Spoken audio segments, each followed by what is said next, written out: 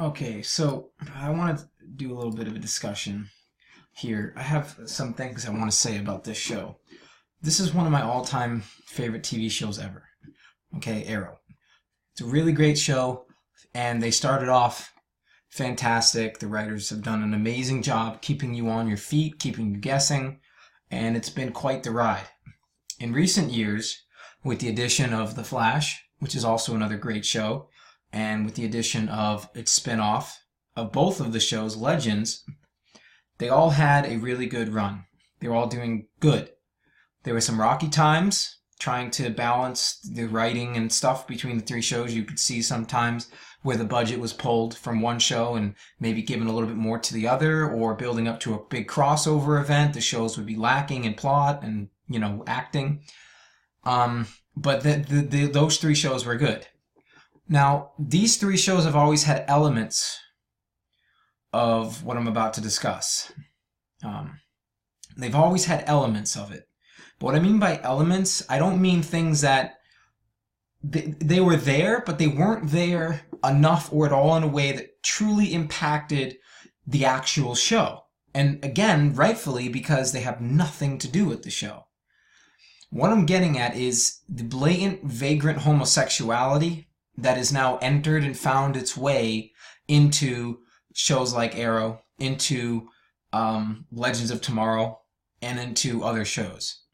Now, again, when I say that there was always that, you had the chief of police from The Flash, who was gay in The Flash, but he was such a side character, in fact is such a side character, that him being gay still has absolutely nothing to do with the show, has no effect on the show, has no effect on the plot, and in fact had no effect on the viewer, me, in this particular instance. So again, from my experience, no effect, nothing. Okay, gay character, that's realistic. There are people in that world, and, it comes out that some people this and that, just like in the real world. But it's not like you're there with them every moment of their life. And if for a show-wise, unless that character was super dramatically important, then maybe, okay? Moving on. The Arrow was the first show that came out. Arrow had it when they first introduced Sarah, and they came out, oh, Sarah's gay, she's with a woman. And there was, she kissed her, whatever. It was never at all like drawn out. It was never like, ooh, regretful. Like, it was never like guilt in your face, like the guilt of being gay. Like, why do we have to be reminded of that? Like, if you're gay, own it. You know what I'm saying?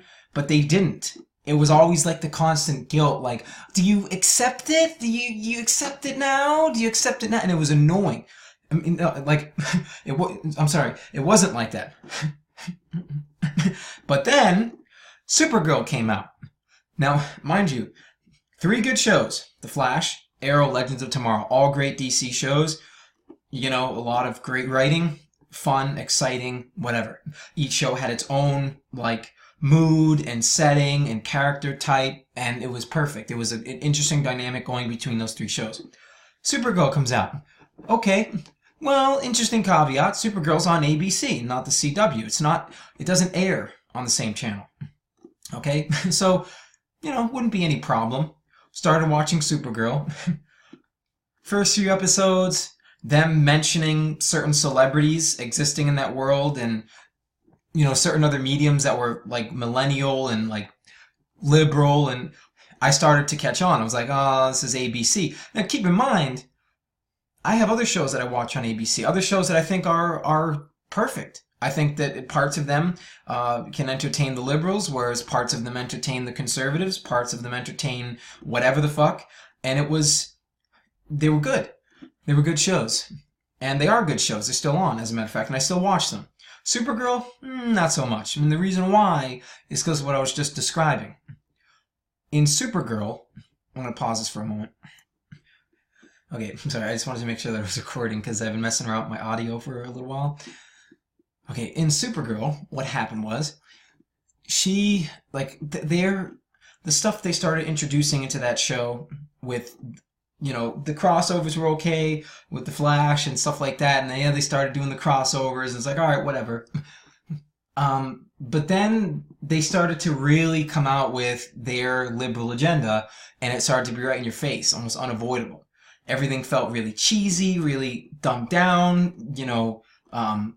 The male characters were basically circumcised, demasculined people. They were, the masculinity in the show was reduced, and I understand that they would have that because they want to drive attention to the fact that this is a female superhero show, but they really went all liberal with it to really emphasize this feminist, liberal, whatever agenda.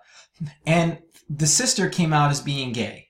And in that season, it was painful. Every episode where you literally felt like a dragging. If you're not privy to these kinds of things, if you're someone who has preferences, and though you might accept gay people, you don't want to see it. You don't want the flagrant, whatever the fuck, of it. If you're not gay yourself, then you're not living that life, so you don't see it. It doesn't mean you don't accept people for that. They can go on happily. You know that they're gay. Wonderful, right? It's like Captain Holt. I know he's gay. Great guy, great character from the show, wonderful. But it doesn't matter to me because he's still a person, and I get to watch that person be who they are, even though they're gay, just like how I get to watch a person be who they are, even though they're straight. It doesn't make a difference in that sense, which is why there's a place where you can accept it, okay, and there's a place where you're just uncomfortable with it, and then there's a place where you really don't accept it. You're fed up with it, okay, and they started to gradually cross that line, or I shouldn't say gradually, but they kind of just went boop, cross that line. And what you have is you literally felt it inside. Like you felt like, because you could watch them on screen and it was like, really? Because it was exactly like I said. It was like, oh, we're gay. Like, it was like whining kind of acting. Like, do we want, to do this? Is it really right? Like, wanting you to ask the questions. Like, that's what it felt like watching it. And I was like, oh God, just get over it already. Go away. Like, it was annoying. It was painful. Ever since that, it started introducing itself into Legends of Tomorrow. Legends of Tomorrow became the liberals of tomorrow, which is what I call it. In fact, as of 2 episodes ago, I stopped watching it completely. I'm done with that show. Absolutely fucking done. And I have my reasons for that, and I'll describe them momentarily. But that show started to introduce more of the homosexual things between Sarah and other characters throughout the series. And then they did the crossover. And let me tell you something. This crossover was the most unnecessary, obscure, ridiculous crossover that had absolutely nothing to do with anything. And in fact, it was all Supergirl's fault. At the end of the day, literally none of the other characters or any of the character arcs or any of the other shows had anything to fucking do with it. It was literally Supergirl's crossover that just so happened to parasitically weave its way into Barry and Iris's wedding, which they could have done separately. So all because Supergirl was there was apparently the whole reason that this fucking plot was even created. Because in some parallel universe, which is controlled by Nazis, okay, so there you go, you're gonna get the, the Jews and the genocide and the homosexuals and the segregation and blah, blah, blah, right? All because their alternative version of Supergirl on that Earth is like the supreme leader, or Arrow. The version of Arrow is basically the Führer, and his wife is Supergirl in that world. And she's dying. Okay, she needs a new heart because the Nazis fucking destroyed that world, and so on that world, the sun that powers her or whatever is being blocked out and stuff out of pollution. I don't really remember. It really made no fucking sense. And you don't even find out that that's what's fucking really happening until you've already been roped into this shit and you're watching fucking 15, 25 minutes of it, and you're like, okay, what the fuck is the point of all of this?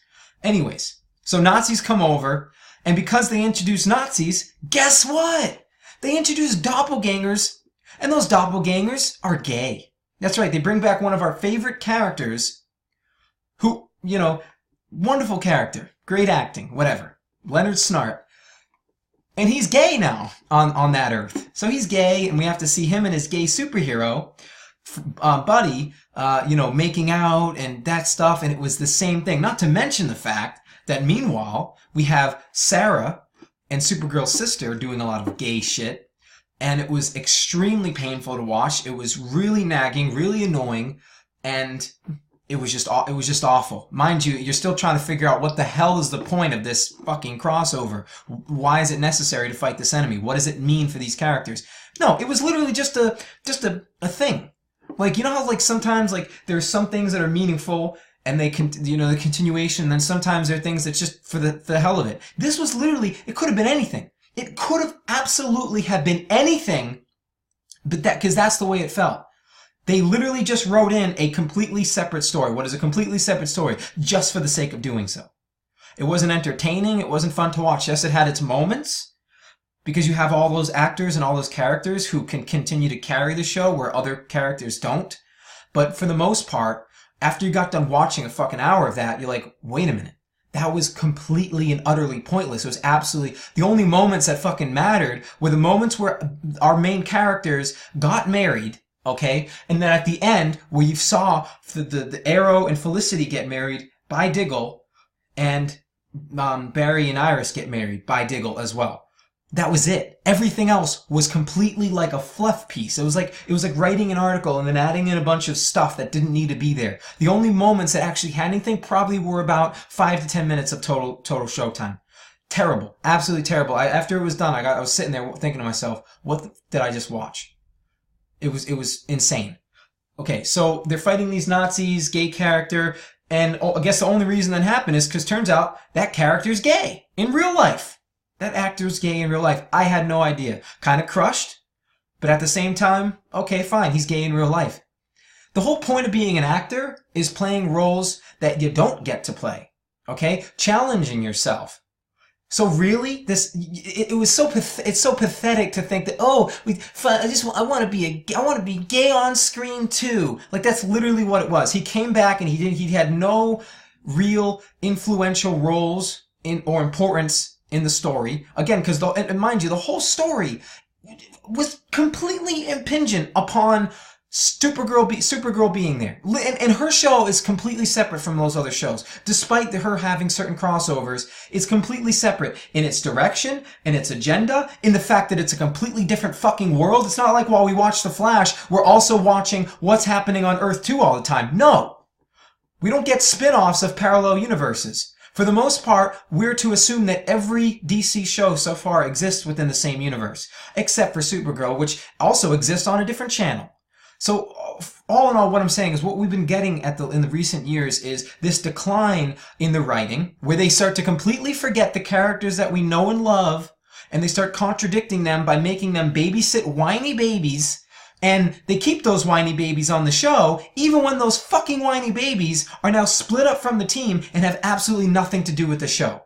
Now we're watching a show that's supposed to be about this character called Arrow, but yet his show is going to be taken over. Half of it is going to involve us watching these other characters that aren't a part of his fucking show. They have nothing to do with it. And this is where I get to the point that I'm at now. I'm about to watch this episode of Arrow, Brothers in Arms. Literally in the summary, this is what it says. Oliver and Diggle face their biggest challenge yet. Period. Curtis is disappointed to find out his new boyfriend has a firm anti-vigilante stance. Like, what? What the fuck? Curtis is a third character. He's a third-rate character. He has no real... He's already been pushed back in so many plot points and so many elements in the character arc and the story of this show. He literally needs to be written off. They just wrote off one of the main characters of the show because she wanted to leave. And you know what? Willa Holland, I don't blame you. I don't blame you at all. I almost feel like I know why she wanted to leave.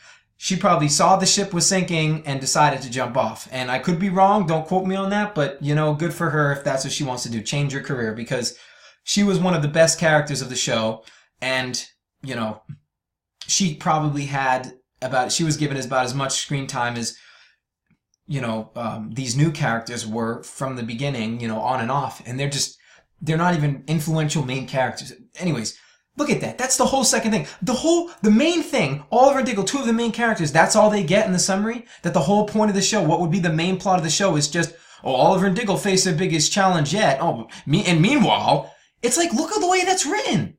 It sounds like they're secondary. It literally sounds like they're secondary. Oh, well, meanwhile in Arrow, yeah, those two, Oliver and Diggle face their biggest challenge yet. But Curtis is disappointed to find out his new boyfriend has a firm image. What does that have to do with anything? What does it have to do with the show? How does it progress the story? How does it progress the plot? What does it have to do with Arrow fighting Diaz? What is it going to have to do with Oliver and Diggle, meanwhile dealing with their problems? Literally, we don't have to see this separate thing where part of the screen time is taken over by us watching Curtis's life. Curtis is a cancer, and I'll go over to the Discord now and wrote what I wrote on this channel. I don't use this term often or at all, but Curtis is Arrow's cancer. Get him the fuck off the show. His character is a disgrace and doesn't fit in anymore or at all ever. And none of this would be slipped in if he simply wasn't around. Like it has nothing to do with the show or Arrow. Get it out of here. Cancer. Curtis is cancer, plaguing us with his fucktard annoying attitude and character and his homosexuality. Like, what in the absolute fuck does Curtis having a boyfriend or a new one at all have anything to do with the rest of the show? None whatsoever. He is a character on the side. Why the fuck do we have to see every detail of his life as if it matters? Fucking hell, I haven't even watched the episode and I'm already worried the DCU is fucked.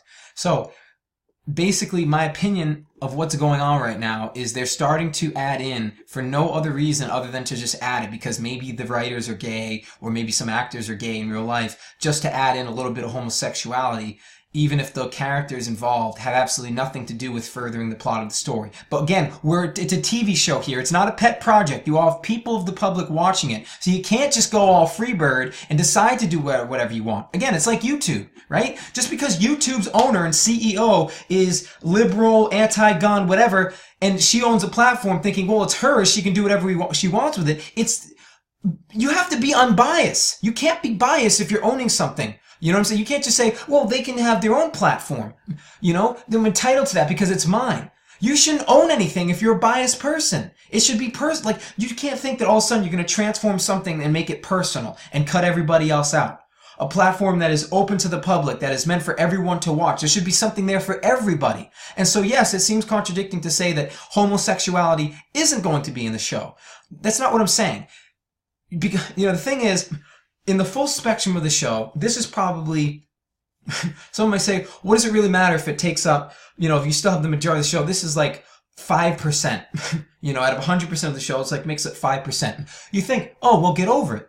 Tell that to the lion with a thorn in his foot. The small things matter, So I feel like I want to be done watching because I can't watch it anymore. Like the whole rest of the show is ruined simply because I have to sit through these parts. There's that little part. And again, someone might say, well, it's just that little part then.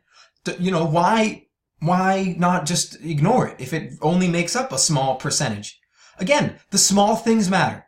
Tell that to the lion with a thorn in his foot, okay? Trying to go on watching this show or watching any show for that matter where there are elements of the show that don't appeal to, certain people, it's getting hard because again, they're trying to appeal to everybody and it gets into what's right and wrong or what's definitive. And I think that television, especially if it's dealing in fiction, if it's reality, then by all means, okay? By all means. But if it's fiction, we can literally keep things fictional. And yes, you can still have gay characters, but they can be like The Flash. They can be like Brooklyn Nine-Nine. Where yes, you have characters, but because it's a fictional setting, the show is strictly focused on progressing the plot, progressing the characters in their story arc. So we're not diving deep into certain characters or elements of those characters that in and of themselves have absolutely nothing to do with the development of the show. Otherwise, it wouldn't matter. You could go on assuming that everyone's gay. Just like how, again, in general, I could watch the show and, oh yeah, Arrow's gay. Like, what if I can think that? I could just think that if I wanted to. So for people who are like, you don't actually have to see it. You should, it should be left to your imagination. You should be able to watch something and enjoy it and think whatever you want while you sit there. It's like going to a museum and observing painting, right? Entertainment is a work of art. And the art style is truly lacking these days because people lack any kind of preference or personability or, intelligence. Like they're lacking the perspective. And they're not leaving it open Okay, so you see what I'm saying?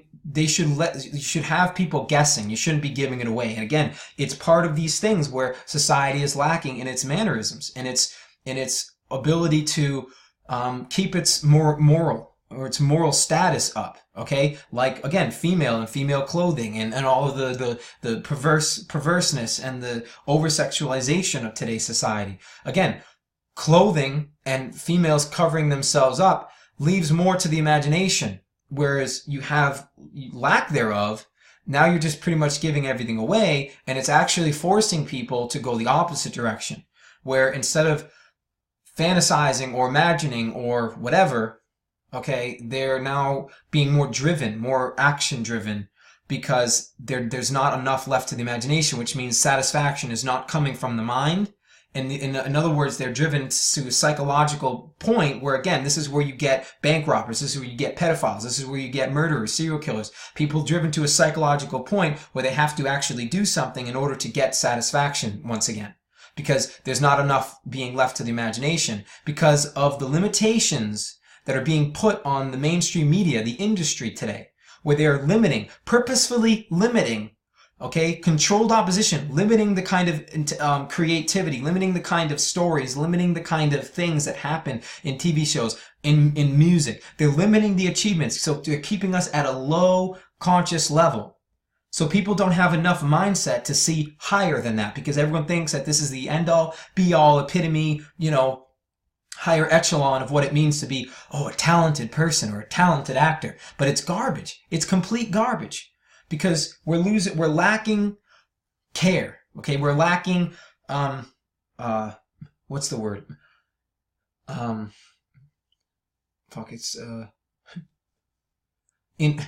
Involvement. We're lacking involvement in compassion and consideration in human rights and in individual lives. And we're lacking a perspective, an open mind to be able to understand how certain elements can work properly and correctly without offending anybody, but also without offending anyone. Without offending anyone, and also while appealing to certain people, certain demographics, because we have to deal with these times. But in saying that, I can go so far as to say, knowing what I know and knowing the agenda that has been at hand ever since the 80s, and no, in fact, farther than that, the 50s and stuff, where they started the chemicalization of the foods and the beauty products and whatever, where they started to mess with hormones and stuff. We wouldn't even be dealing with this stuff. It wouldn't even be a debate to feel the need to make more homosexual appropriate things or make things more necessary to people of that nature, because we wouldn't have people of that nature, because that doesn't come out of nature. Okay? If it wasn't for the chemicalization, the sterilization that has been going on in humanity for a very long time, for many, many years, and the slow indoctrination and dumbing down of the public to these themes by the media itself, where they've always subtly introduced certain things, okay? We wouldn't even have that. We wouldn't even need this discussion. So as a cause of morality, where we get all our morals from, again, there are definitives. And whether or not I can accept someone for their sexuality, there are definitive right and wrongs, and I still know that certain things are right and certain things are wrong. And I think, especially when you're dealing with fiction, might as well just keep it balanced. And then you don't have to worry about whitewashing it. You can have all different kinds of ethnic groups. You can have all different kinds of religious groups. But when it comes to sexuality, why not just assume that everybody, because again, in reality, even though there are homosexual people, they act as if they're the majority. They're not the fucking majority. Homosexuality actually still makes up a small minority out of the 7 billion people in the world. So to all the people watching the show, I can guarantee that more than 80% of them are heterosexual. Okay? Which means we don't need it. Assume to just, these are regular characters. Anybody can be entertained by them because it's reality. But it's reality from a fictitious perspective. So yes, we can watch and enjoy these characters, and someone even homosexual might be sitting here watching the show, and they can still get along and enjoy the characters because they're just characters. They don't need to be something. They don't need to be given that, because if they want it, they can go and get it somewhere else. But again, it's that same mentality that someone might say, well, this is my platform. This is my media. This is my art. If you want it, you can get it somewhere else. You know what I'm saying? But if that's your platform, that's your art, to add that, why is it a small percentage? Why not then, fine, completely add it. And then it's completely gay.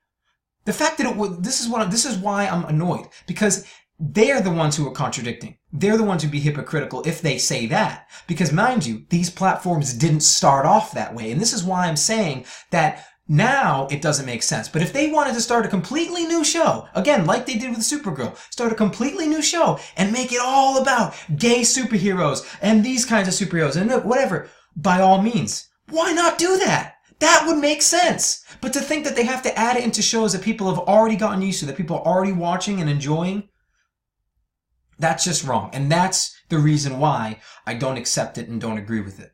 So hopefully this was like a verbal blog that people can understand and agree with, because it's sensible. I don't see any reason why we can't just go back to having the show, you know, expecting what we would expect of these characters. Why all of a sudden everything has to be dumbed down and act like these characters were born yesterday? To forget all of their abilities, to forget all of their past lessons, to forget all of their little quotes and philosophical sayings and talks that they've had with each other, to get into the same problems, to make the same mistakes. What is happening with this show? What is happening with the writing?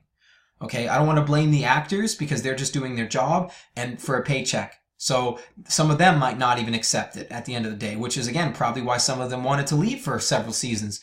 But the point is, it's unacceptable.